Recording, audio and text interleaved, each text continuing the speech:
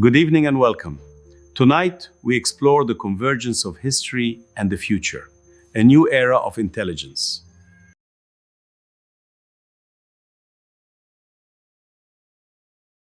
Think about what happens when you go to the doctor with a suspected broken arm. Okay, yeah. There is this baseline expectation of mechanical precision, right? You get an X-ray, the imaging machine exposes the bone, the doctor points to a very clear jagged white line on a black background, and, well, the diagnosis is totally objective. Right. The bone is either fractured or it isn't. Exactly. It provides this immense sense of security for us because the evidence is binary. It's entirely visible. I mean, as humans, we're just deeply comforted by things that can be categorized without any ambiguity. We really are. But the moment you step outside of that mechanical framework, say you move into diagnosing something like neurodevelopmental trauma or chronic autoimmune fatigue, that pristine X-ray machine is suddenly completely useless. Yeah, totally useless. You are no longer looking at a stark white line. You are navigating this diagnostic landscape that is incredibly murky. You're trying to observe something highly complex through like these thick layers of historical symptoms, subjective experiences, and just a general environmental fog. Which is the absolute definition of diagnostic muddy waters. The initial cause is almost completely obscured by all the compounding symptoms over time. Right, and that exact feeling, attempting to examine something critical while fighting through layers of fog and history, brings us directly to the mission of our deep dive today. It really does. I want you, the listener, to consider what immediately comes to mind when you hear words like Jihad or Qital on the evening news. For most people, regardless of your personal background, those words trigger a tangle of heavy, loaded, often really frightening concepts. Oh, absolutely. But we want to ask, what happens if we strip all of that away? What if we completely remove the centuries of historical interpretation, the geopolitical maneuvering, the media framing, and the accumulated cultural weight to look exclusively at the raw, original linguistic roots of these words as they appear in the Quran? And that requires an immense methodological shift. Those specific words have been layered with so much human interpretation over so many centuries. Yeah. Accessing the original text is like trying to read a manuscript through a dozen sheets of clouded glass. It's incredibly difficult. Which is exactly why the source material we have today is so uniquely compelling. We are examining a piece of research titled Managing the Conflict Between Truth and Falsehood in the Holy Quran. Right. But the format of this research is entirely unconventional. It is not some standard academic paper written in isolation by a guy in a dusty library. It is an actual, documented, rigorous dialogue between a human researcher, Said Mobarak, and an advanced AI. Which is just a fascinating setup, because the inclusion of an artificial intelligence inherently alters the whole dynamic of the research. How so? Well, it allows for a scale of data processing that a single human would just struggle to achieve on their own, but it also introduces a completely different set of analytical challenges, which I know we'll get into. Oh, definitely. And the ultimate goal of their dialogue was to establish a systematic, grounded, and totally objective understanding of four major concepts in the text. First, there's Jadal, which translates roughly to argumentation. Second, dawah, meaning calling or preaching. Third, jihad, which is most often translated as striving. And finally, Qital, which translates to fighting. And I think it is crucial to establish our own parameters right at the outset here. Yeah, good point. We are examining this dialogue strictly through the lens of linguistic and textual analysis.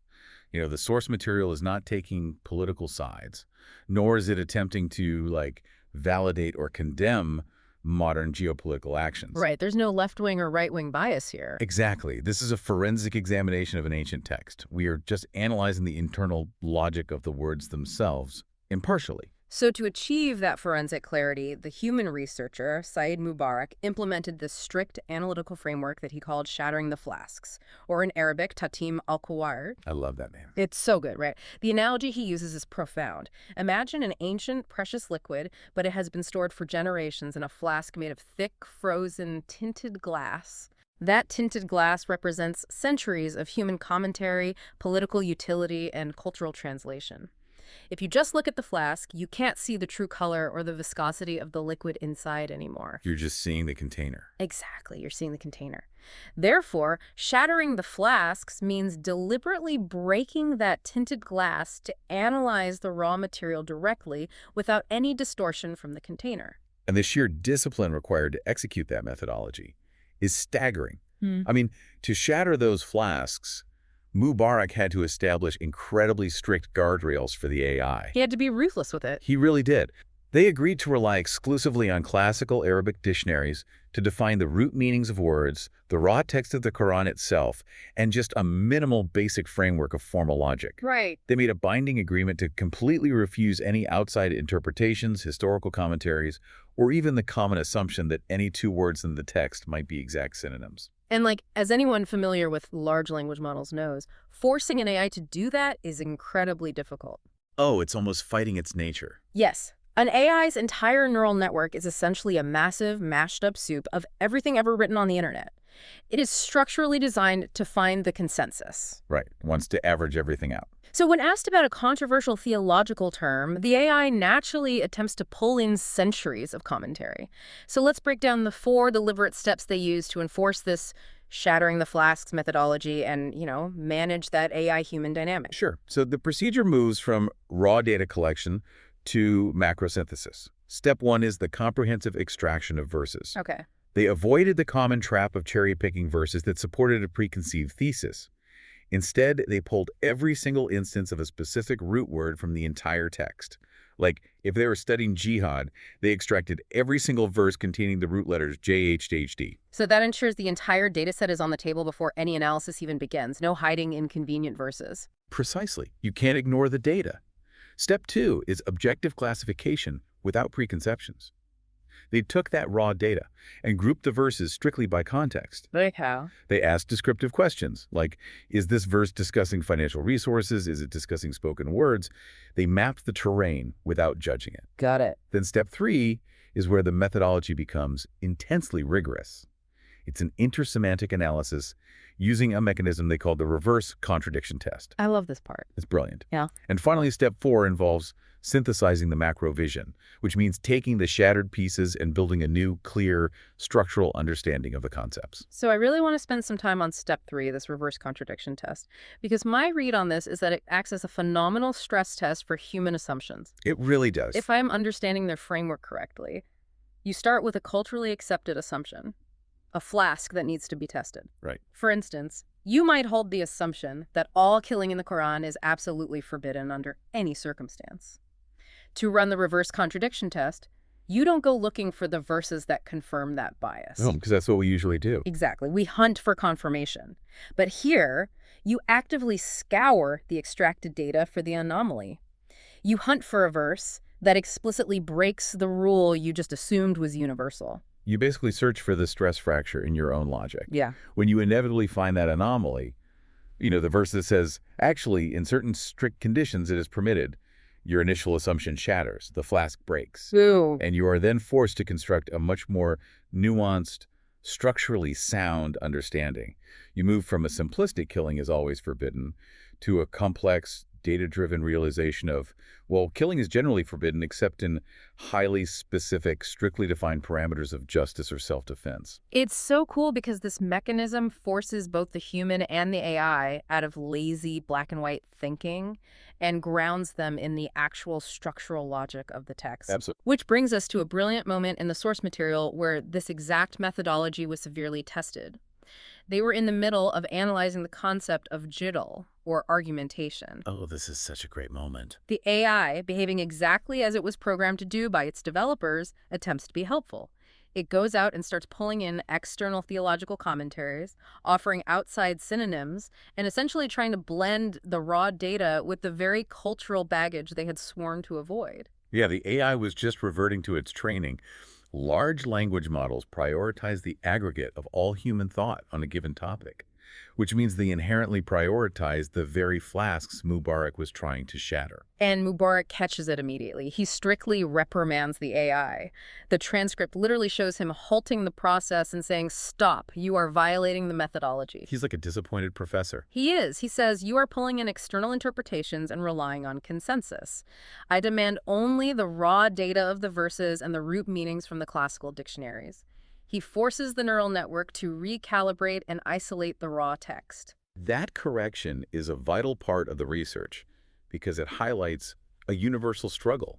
It demonstrates how incredibly difficult it is for any of us, whether we're a human being raised in a specific culture or an AI trained on human data, to completely separate a concept from its historical baggage. It is like trying to taste the distinct original flavor of a single root vegetable in a soup that has been boiling continuously for 1,000 years. That is a perfect analogy. All the ingredients have just bled into one another. When we hear a word like jihad today, we think we understand its meaning because we've heard it utilized in a specific context for our entire lives. But we're actually tasting the 1,000-year boil. We're tasting the geopolitical conflicts, the media narratives, the cultural appropriations, not the original root vegetable. Right. So to bypass that 1,000-year boil and isolate the original ingredients, the researcher and the AI recognized they had to start at the very baseline of human interaction. Because before they could analyze physical warfare, they had to analyze the first stage of conflict management, which is entirely intellectual. Yes, and so they began by analyzing the concept of Jadal. When we think of argumentation or debate in the modern world, our minds immediately jump to, like, politicians yelling over each other on cable news or endless vitriolic threads on social media. Yeah, it just feels like an exchange of noise. Exactly. But the linguistic root of Jadal in classical Arabic tells a deeply physical, almost tactile story. It does. To uncover that tactile story, the researchers utilized classic Arabic dictionaries, giving special prominence to McCoy's Al-Lugha by Ibn Faris. Right. This specific dictionary is renowned among linguists for tracing abstract Arabic words back to their most primal physical origins in the desert environment. Okay. The root of Jadals is comprised of the letters JDL, and Ibn Faris reveals that prior to meaning argument in an intellectual sense, the physical action described by JDL is the act of tightly twisting a rope. I mean, the leap from twisting fibers to engaging in a debate is fascinating. Think about the mechanics of creating a rope. You begin with a single, simple, clear thread, a raw fiber pulled straight. In that state, it is linear and easy to comprehend. But a single thread isn't a rope. Right. To create the rope, you take that simple truth and you begin to forcefully twist it with other threads. You fold them over one another, you introduce friction, you apply tension, and you braid them together. And you transform something that was originally simple and linear into an object that is incredibly complex, dense, and tangled. Applying that physical reality to a conversational space provides a striking definition. Jadal, in its intellectual application, is the deliberate act of changing matter from simple to complex. It is taking a clear, undeniable truth and aggressively weaving in doubts, hypothetical conditions, semantic exceptions, and endless what-ifs until the original truth becomes a tangled, impenetrable knot. It is the intentional process of overcomplication. Exactly. And the source material maps this out by dividing Jadal into two distinct categories, beginning with what they term reprehensible Jadal, the destructive application of twisting the rope. The defining characteristic of reprehensible Jadal is its utility as an avoidance mechanism. And the primary example the AI and the researcher used to illustrate this is one of the most famous narratives in the Quran, the story of the Israelites and the cow. Oh, this is a masterful study of human behavior. It really is. It shows how human beings deploy overcomplication to avoid accountability. Right. So the initial directive given to the community by Moses, originating from God, was remarkably straightforward. It was a single straight thread: sacrifice a cow. There was absolutely no ambiguity. None. But the community lacked the desire to comply. Rather than simply refusing, which would be a direct violation, they opted to twist the rope. They engaged in reprehensible Jadal. They began adding threads of complexity to obscure the simplicity of the command. They respond by demanding, "What exactly is this cow? Ask your Lord to make its nature clear to us." They introduced the first twist. Right. The response comes back, maintaining simplicity. It should be a cow neither too old nor too young, but of middle age. Do they sacrifice it then? No, they add another thread. Exactly, they say. What color is it? The response dictates a bright yellow cow. The rope is becoming thicker and denser. They just keep pushing further. They push further, claiming all cows look alike to us, ask for even more details. They continuously weave in demands for specificity until they are confronted with an incredibly specific, highly tangled knot of requirements. Suddenly they must find a bright yellow cow of exact middle age, completely unblemished, that has never been yoked to plow the earth or water the fields. It's ridiculous, and the Quranic text provides a deeply psychological conclusion to that narrative, noting they slaughtered it, though they almost did not. By continuously twisting the simple command with unnecessary inquiries, they made the task practically impossible to execute. It is the ancient equivalent of weaponized pedantry. Yes. They use the guise of seeking clarity to actively avoid taking action. Which really forces an examination of human nature itself. The text points out in another verse that humans are fundamentally the most argumentative of all creatures. وَكَانَ الْإِنسَانُ أَكْثَرَ شَيْءٍ جَدَلًا. There is an inherent human tendency to fall in love with our own complexities, using them to shield ourselves from simple, demanding truths. We see this behavioral pattern constantly in our own lives, right? Mm-hmm. Consider any detrimental habit you know you need to eliminate. Oh, for sure. The core truth is a single, straight thread. Stop engaging in this behavior. But the moment we are confronted with that truth, we begin twisting the rope. We argue with ourselves, saying, well, does the prohibition apply to weekends? Right, and if so, does the weekend technically begin on Thursday evening? Exactly. And furthermore, isn't this habit actually a vital coping mechanism for my underlying occupational stress, which I'm obligated to resolve first before tackling the habit? It's amazing how quickly we do that. Within minutes, stop the behavior has morphed into a massive psychological knot. Which grants us the permission to avoid taking any real action today. That is the ultimate function of reprehensible Jadal. It utilizes complexity as a defense mechanism against accountability, twisting the straight thread of reality with fibers of evasion until the truth is entirely obscured. But this introduces a significant structural problem. Okay. If the linguistic root of Jadal fundamentally means to twist and overcomplicate, and if human beings notoriously abuse this mechanism to evade reality, how can the Quran explicitly command Muslims to engage in it? Right, because it does. It does. The extracted data shows verses that command believers to argue in a way that is best jadilam bailati hiya asan. How can the act of twisting the truth ever be categorized as praiseworthy? The resolution to that apparent contradiction is one of the most profound insights generated by the AI researcher dialogue. They identified a mechanism they termed reverse Jadal. And the logic here is incredibly elegant. If reprehensible Jadal is the act of twisting the rope to create confusion, then praiseworthy Jadal must be the exact opposite mechanical action. Is the act of untwisting. Yes. When an opponent has already taken the truth and twisted it into a complex, confusing knot of falsehoods, semantic traps, and deflections, engaging in praiseworthy Jadal does not mean adding your own threads to their knot. You don't try to outcomplicate them. No, it does not mean matching their complexity. It is the patient, systematic process of unraveling their convoluted argument back to its simple, undeniable origin. You cannot defeat a tangled knot by aggressively tying more knots on top of it. You have to pull the fibers apart. Precisely. And the source material provides a stunning illustrative narrative to demonstrate this concept of reverse Jadal.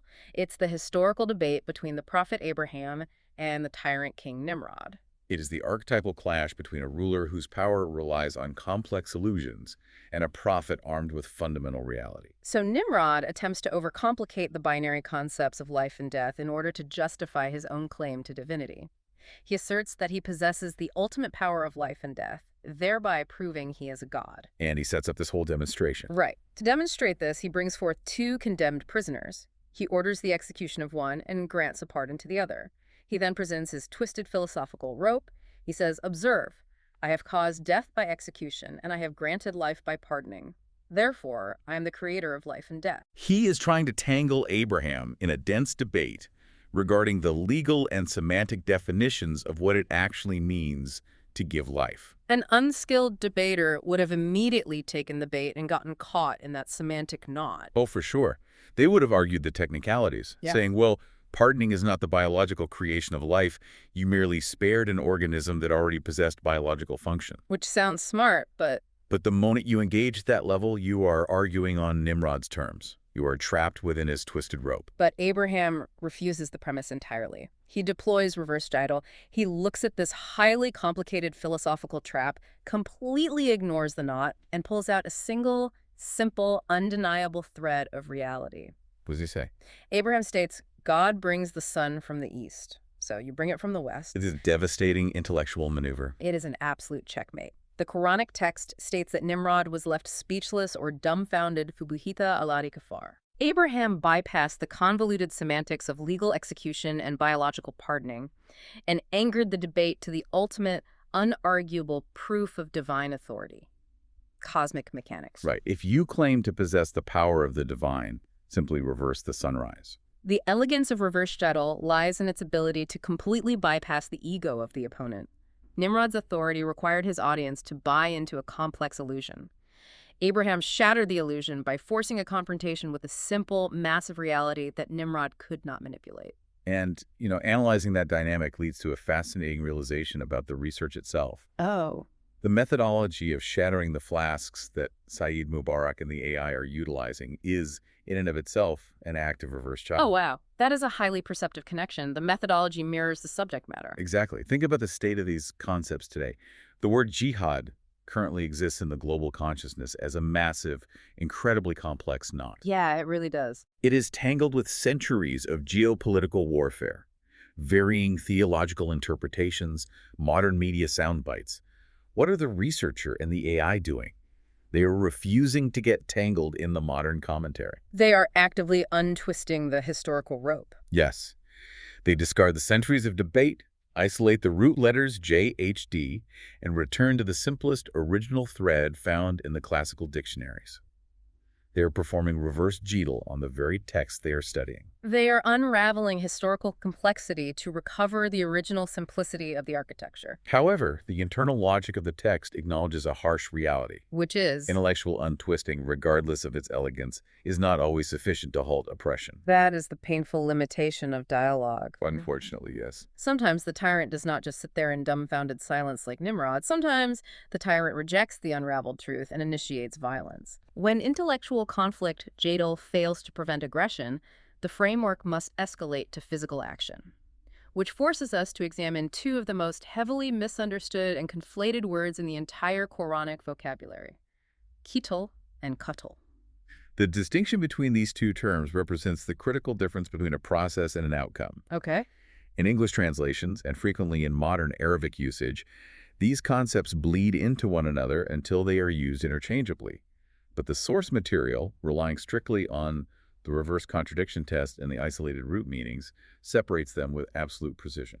So we have to establish the baseline definitions as the AI extracted them. We have the word Qital, which is universally translated as fighting, and we have the word Qatal, which is translated as killing. Right. And the linguistic breakdown generated by the classical dictionaries demonstrates that Qital is fundamentally a process. It dictates mutual participation. It describes a physical clash, an active engagement, a struggle between opposing forces.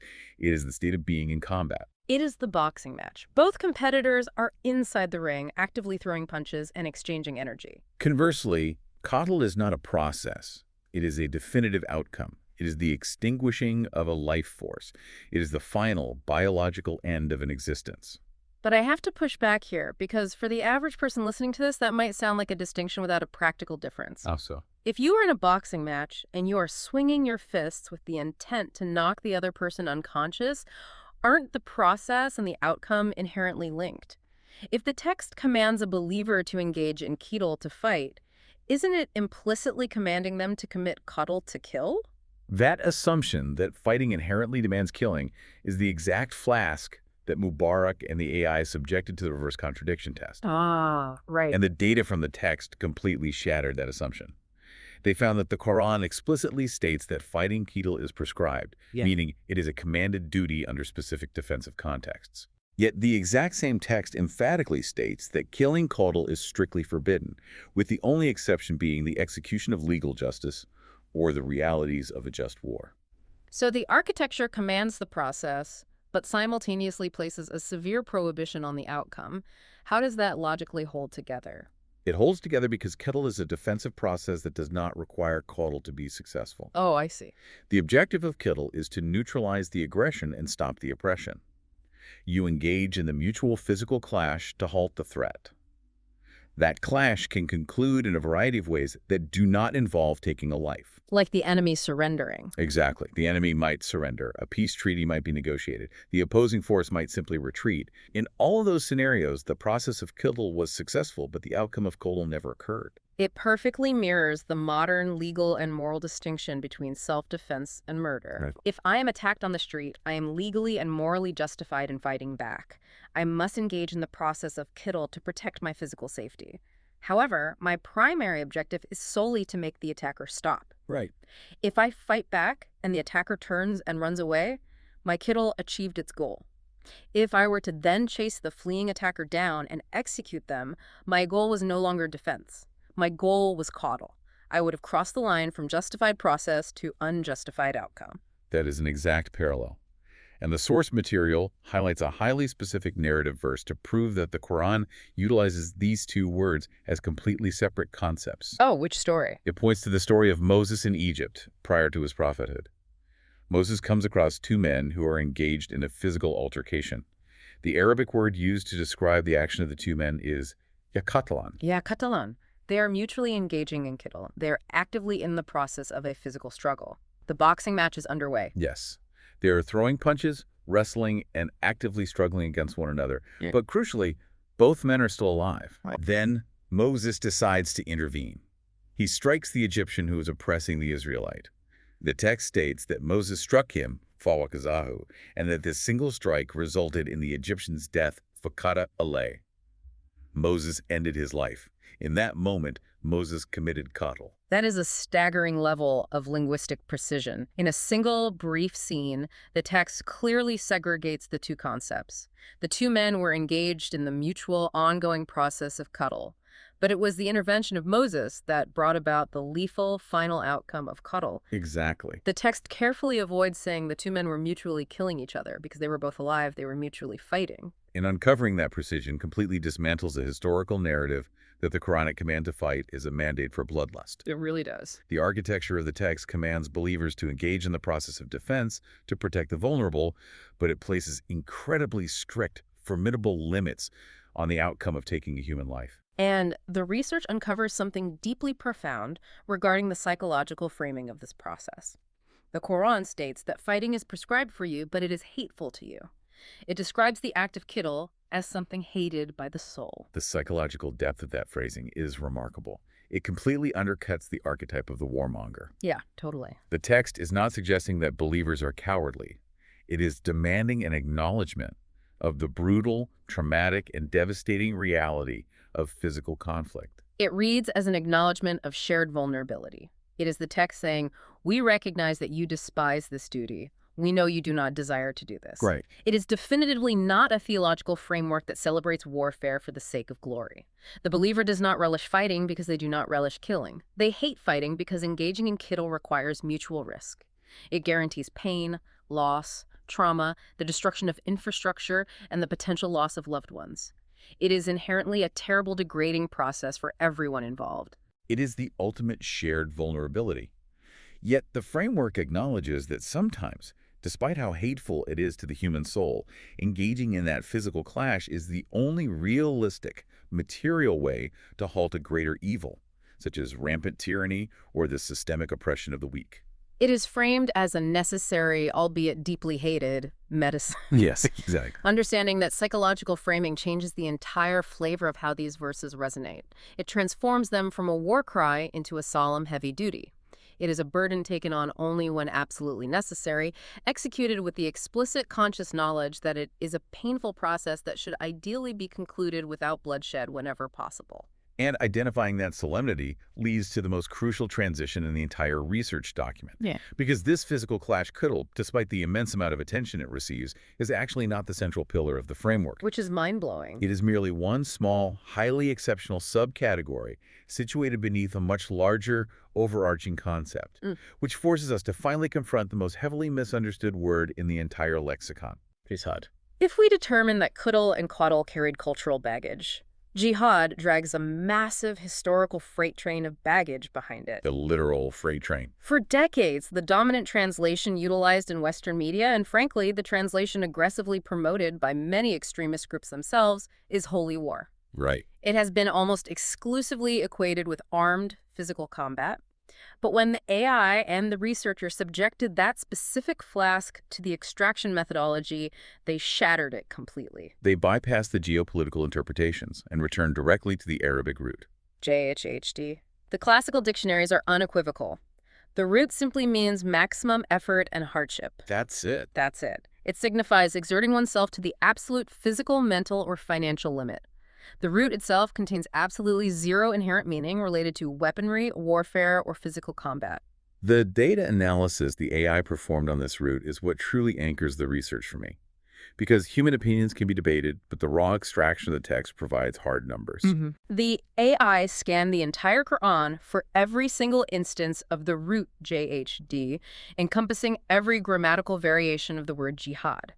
Out of over 6,000 verses in the entire Quran, do you know how many verses the AI extracted? The algorithm identified exactly 24 verses. 24 verses out of over 6,000.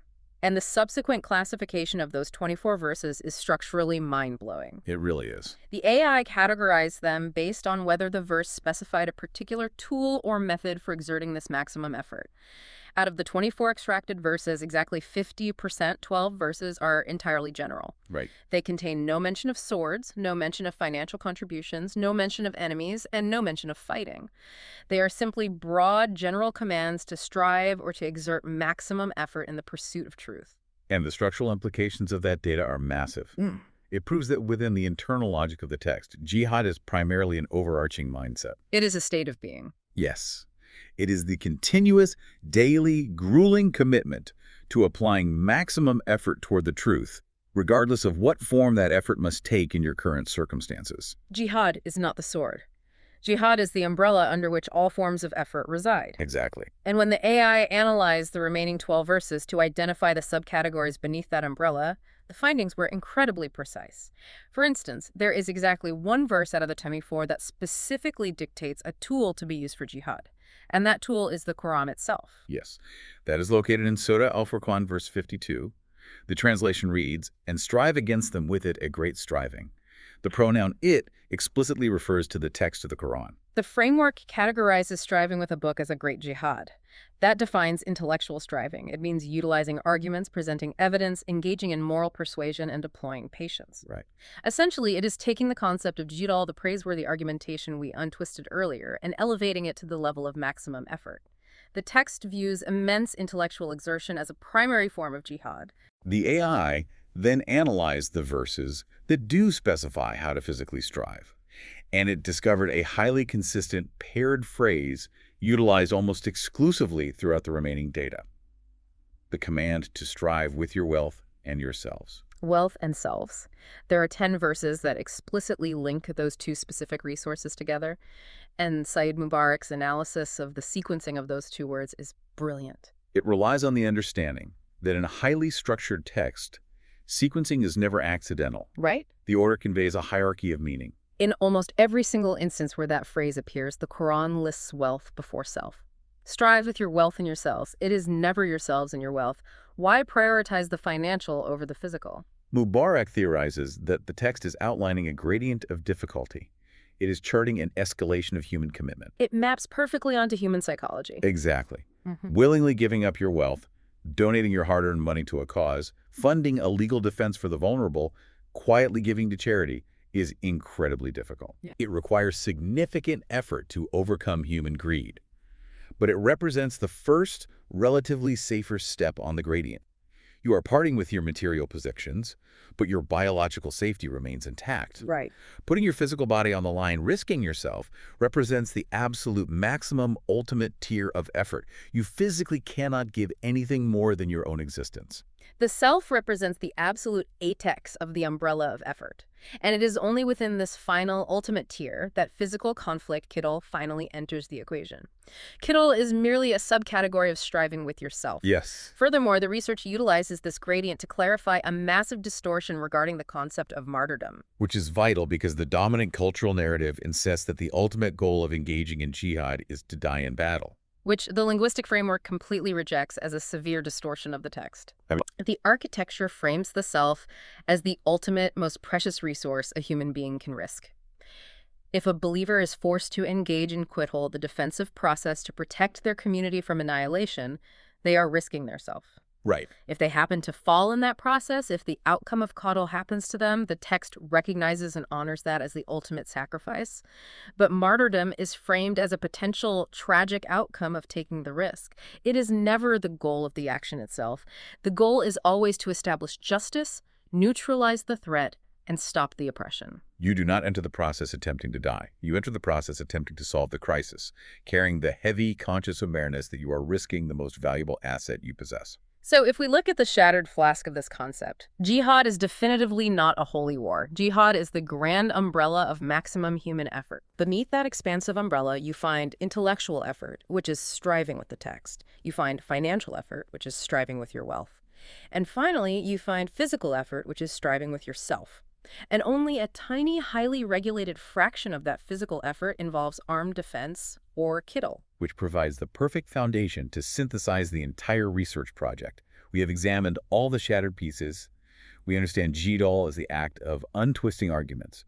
We understand Qital as the painful, mutual process of physical clash.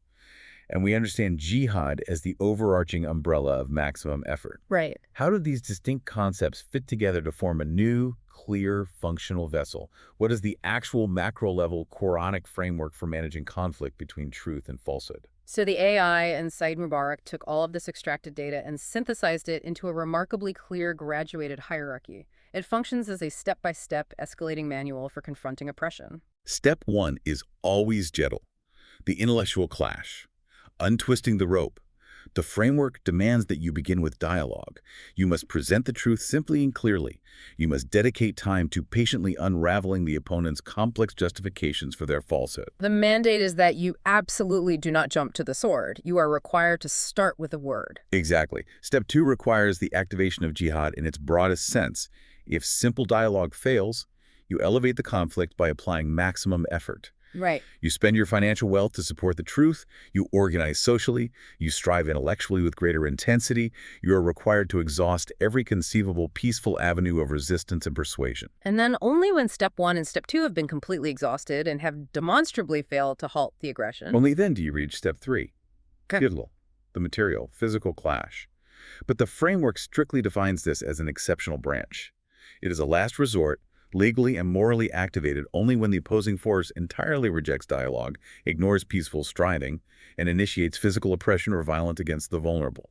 As the dialogue in the source material reached the synthesis, it took a fascinating comparative tangent. Oh, this part is really interesting. Yeah, to truly highlight the unique structural mechanics of this Quranic hierarchy, the AI and the researcher placed it side by side with another major global ethical framework, the biblical Gospel of Matthew. Specifically, they analyzed the famous mandate to turn the other cheek. That comparison is crucial for understanding structural ethics, and it is vital that we approach it as impartially as the researchers did. Absolutely. They were not attempting to make a theological judgment regarding which faith system is superior. They were conducting a strictly structural analysis of how two different textual frameworks attempt to manage human conflict.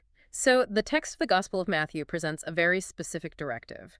Jesus is recorded as saying, "Do not resist an evil person. If anyone slaps you on the right cheek, turn to them the other cheek also."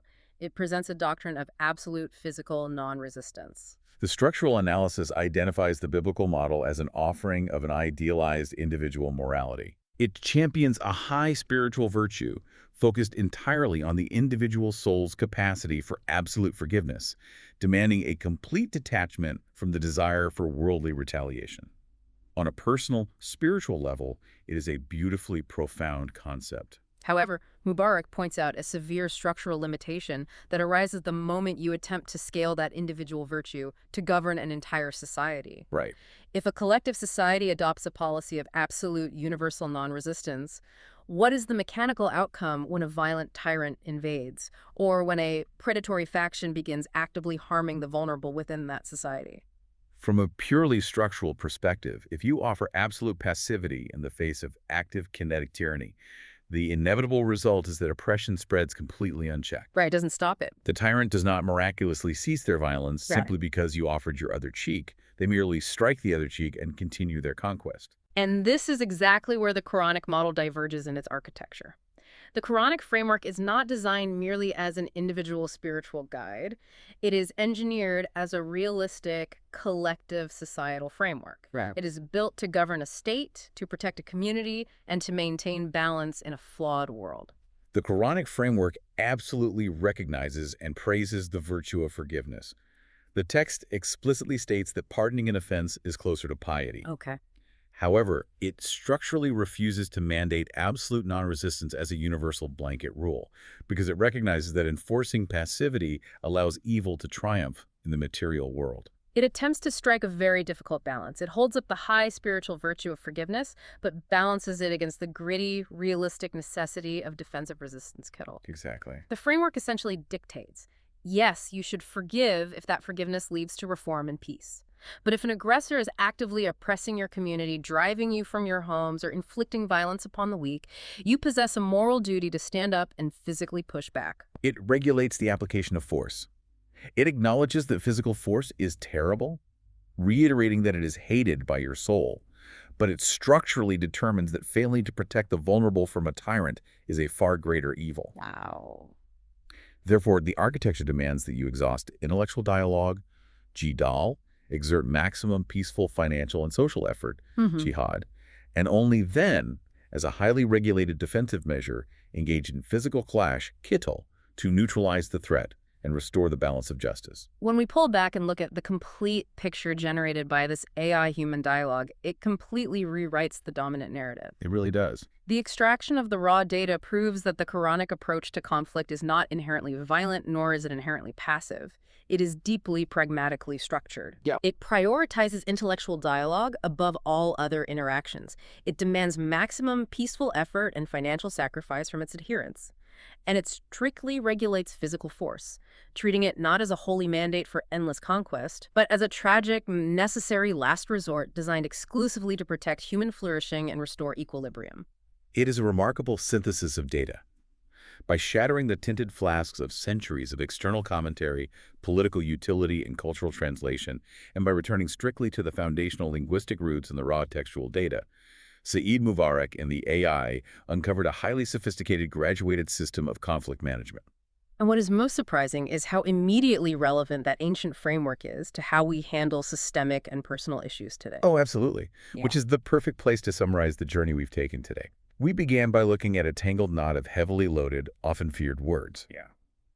We watched a human researcher force an advanced AI to drop all of its internet-trained biases and algorithmic assumptions, forcing it to look only at the raw Arabic roots. Right, and we learned how the methodology of shattering the flasks allows us to untwist the rope of Jadal, reframing argument not as an exchange of volume, but as the deliberate act of either complicating or simplifying the truth.